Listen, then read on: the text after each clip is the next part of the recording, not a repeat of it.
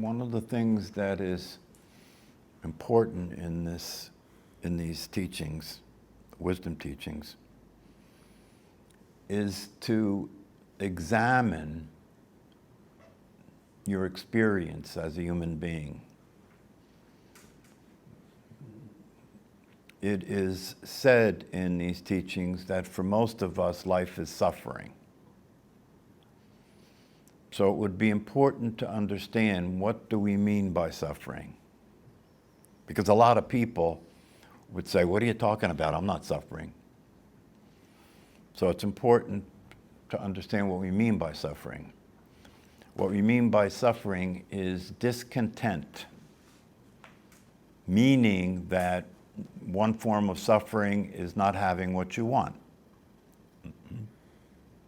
Takes the form of not having what you want.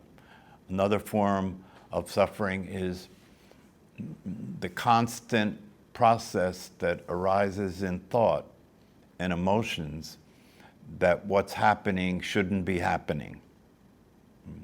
What's happening should be different than it is. And one of the ways that people deal with suffering, I heard a teacher talking about this the other day, and the way he explained it, he said, if you're sitting for a while and your butt hurts, then you stand up. And then if you're standing for a while, your feet hurt, so you sit down. So this is one of the ways that people live. They just keep changing things. This is uncomfortable, so I'll do that. That's uncomfortable, so I'll do this. And it just keeps changing all the time, without them noticing that it's it's an ongoing process, that everything that is the solution to the problem becomes a new problem. So suffering, in the way it's meant here, is to say that it's really a matter of conditioning.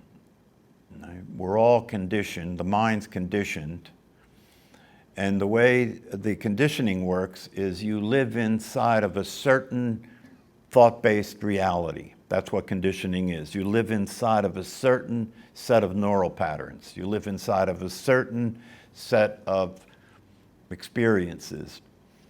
That is your conditioning. And anything that's outside of that or different from that is problematic. Anything that's outside of that and different from that can be threatening. So anything, for example, outside of your nationality could be threatening. Anything that's too different from the way you think can be threatening. So the way suffering is talked about here is it's a state of mind. It's a state of mind. Even if you have security, even if you have financial security and material wealth, and you still find yourself experiencing discomfort because of discontent, it would serve you well to be willing to look at that and ask yourself, what is it that is causing me to be in this condition of discontent? What mental activity is occurring that I find myself identifying with that is the source of this discontent? What thoughts am I having as I live my life that are telling me that something's wrong, that are telling me that people should be different than the way they are, even telling me that I should be different than the way I am. I should look different than the way I look. I should behave different than the way I behave. So I impose the same unrealistic approach to living. I use that on myself as well as on other people. And it leaves me in this state of discontent, leaves me in this state of being troubled, or leaves me in this state of feeling depressed, or leaves me in this state of feeling anxious. All of these mental states that people suffer from. And the evidence is pretty clear that these mental states that people suffer from are not related to their financial status. In fact, it would be a fair thing to say that it may be the case that the more people have, the more neurotic they become. So the relationship is not clearly related to financial status. Even though the pursuit of happiness seems to be the game that everybody's playing, you would think that if that was the case, that getting what you wanted would solve the problem. The problem is that when people get what they want, it changes. You know, I thought that getting a new car would make me happy, but it didn't. I thought that getting married would make me happy, but it didn't. I thought that having kids would make me happy, but it didn't. I thought when I retired I'd be happy, but I wasn't. So if you pay attention to the mental activity, it starts to become evident that it's insatiable. You'll never arrive where you're headed. You know, it'll never be sufficient. There will always be something wrong. There will always be something disturbing you. And so you could say that happiness, right? So what do we mean by happiness? Because everybody's in the pursuit of happiness, right? How do you know if you're happy? How do you know if you're happy? Do you know you're happy because you have gotten what you wanted? That may cause a brief period of gratification, but that's not happiness. Happiness, true happiness, should be something that is consistent, that is not subject to circumstances. If it's subject to circumstances, then you can't really call that a fundamental experience of being happy, because it's always subject to what's happening, and what's happening is always changing. So it's never stable. So if your happiness depends on circumstances, you're in trouble, because circumstances are always changing. They're never stable. And they go up and they go down. So what do we mean by happy? How do you know if you're happy? We say in these teachings that happiness is a real possibility. And the possibility of happiness is directly tied to your identity. It's directly tied to your identity. It's directly tied to your identity in the sense that who we are, the reality of our identity, which is awareness itself, that this awareness itself is an expression of Sat Chit Ananda. This awareness itself is an expression of a natural state of being happy. That natural state of being happy is based on existence itself. I exist. My identity is consciousness. And if I exist as that identity of consciousness, then I experience being happy. Sat Chit Ananda, existence, consciousness, bliss. So the possibility is there of being happy regardless of the circumstances if I'm experiencing myself as the reality of what I am, which is awareness itself. And that awareness has a characteristics that we could call contentment. That awareness doesn't need anything, it doesn't want anything, it's not deficient, it's not lacking, it's always complete. It's always in a perfect state. So we could say that the definition of happiness is contentment. If you're experiencing contentment, regardless of the circumstances, if you're experiencing an experience of well-being that we could call being content, that I don't need anything and I don't want anything. But that can only be an experience that is a function of the identity being the awareness. At least if you can imagine, allow yourself to see if you can just imagine that if I was being the awareness that is my true nature, that awareness has no form and it doesn't exist in time. Right? It's always fulfilled, it's always satisfied, it's always content, it doesn't need anything, it's not going anywhere, it's not coming from anywhere, it's always only in the present moment. and it has no form. There's no form to be taken care of. And there's nothing changing in the experience of being the awareness because there is no time. There's no change. It's constant, it's stable, and it's available at all times because it's our true nature. You can check for yourself and see if whether awareness is there whenever you want to look to see if it's there. It's always there. It's a constant. It's the only constant. Awareness is the only constant. Everything else is changing but the awareness itself. But what I'm talking about is something that's readily available for all of us, right? You don't have to set yourself on fire to test, whether or not you're the consciousness. What I'm talking about is available for all of us in terms of, first of all, recognizing the condition that you're existing in, which is suffering for almost all of us. If you look at what I was talking about in terms of how I define suffering, then it would be very, very few people in the human race that are experiencing freedom from being discontent. So then the question becomes, if suffering is a experience of being discontent, where is this discontent occurring? It's occurring in the mental state, right? So, to be free from the suffering that occurs in the mental state, which is how discontent appears. It appears as thinking, it appears as emotions, right? That are in conflict with what's happening, that are in resistance to what's happening, right?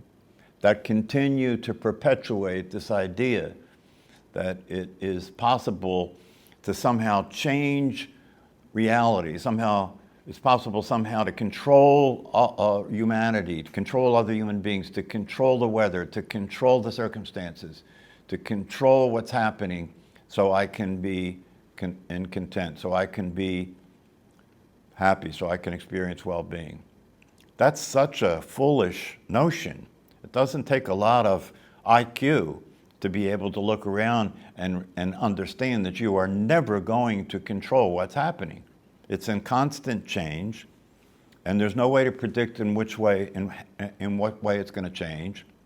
So that's a fool's operation. So if you're going to be realistic, then you understand that where is this discontent occurring? Where is it appearing? It's appearing in thinking, it's appearing in feelings, and these things are appearing in the state of mind that is in existence. So then we could say that the place to pay attention, the place to focus on is your relationship to the state of mind. And as one of my close friends and teacher says, the quality of your life, whether you're happy or not, depends on your relationship to the mind. Depends on your relationship to the mind. Isn't that what the practice of meditation is? Paying attention to where your attention is, and using the power of attention to move attention from an unworkable mental state to a workable reality state of awareness that's always content, observing the body, breathing. That's the practice of meditation right there. Practice of meditation is a practice that will continue to influence the effect that the mind is having on your experience. Well, if you catch yourself suffering, the first thing to do is look at what your identity is. If I catch myself suffering, who is the self that's suffering? You see? That's the heart of the matter. If I catch myself suffering, who is the self that's suffering? The self that's suffering is the personality. Where does the personality exist? In the mind. To say that you don't have that reality down yet would be the way the mind's relating to it, right? But the truth is, you do have that reality down. That reality is your true nature as awareness, and it's always there. It's never not there. So it's not a question of whether you have the reality down. All there is awareness. The ego is awareness. Do you get that? Okay, yeah. The ego, your personality is the awareness having manifested itself as a personality. Yeah. Therefore, you could take the fast route, right? You could take the express route, to enlightenment. You could take the express route to well-being to just simply understand that all there is awareness. That's reality. So the personality that appears in the mind is a temporary appearance. The physical body is a temporary appearance called the human life. It's a temporary situation, and that temporary appearance was made by awareness in order for there to be the experience of living a human life. The awareness allowed itself to limit itself and take the appearance of a personality in a physical body in order for a human life to occur. And if that's true, what would be the purpose of the human life? If in truth, the awareness has limited itself to appear as a physical body and a personality in time for a brief period of time called the human life, right? Why would it do that? What would the purpose of a human life be? Would you be able to accept the possibility that the purpose of a human life is to be happy? Everybody's pursuing it, right? Why be, what would the purpose of a human life be? To experience the diversity, to experience the potential excitement of being in this drama, in this movie, to experience all that with a heartfelt appreciation and gratitude for the opportunity to be alive, right? But in order to experience the possibility of being happy in a human life, what has to happen? Can the personality do it? No. So in order to be happy, to experience happiness in a human life, you would have to realize your true nature, right? And if you realize your true nature, then you would experience being in the world, but not of the world. You see that? If you were to experience your true nature as awareness itself, you're in the world, but not of the world. You're having a transcendental experience. And that transcendental experience is a function of transcendental wisdom. And what's transcendental wisdom? The knowledge of your true nature. Awareness, when the mind recognizes its true nature, that's called enlightenment. When the mind recognizes its true nature, how does it do that? Well, as some of the great teachers said, how it does that is the human being at some point turns their attention inward. The human being at some point, under some circumstances, turns their attention inward when they are confronted with circumstances that they can't deal with the mind. Right? The death of somebody close to you, a terminal illness, right? Things that you can't deal with the mind, right? Causes people to look for another direction. And so if you then come upon the wisdom teachings, it says, turn your attention inward and look at the source of that attention. If you turn your attention inward and you look at the source of that attention and you use practices like meditation to maintain an experience of what that inward looking sees, which is awareness itself, then the possibility begins to appear gradually or suddenly, whichever way, that your true nature is already satisfied, content, and happy. And that's the fulfillment of the human life, the temporary situation.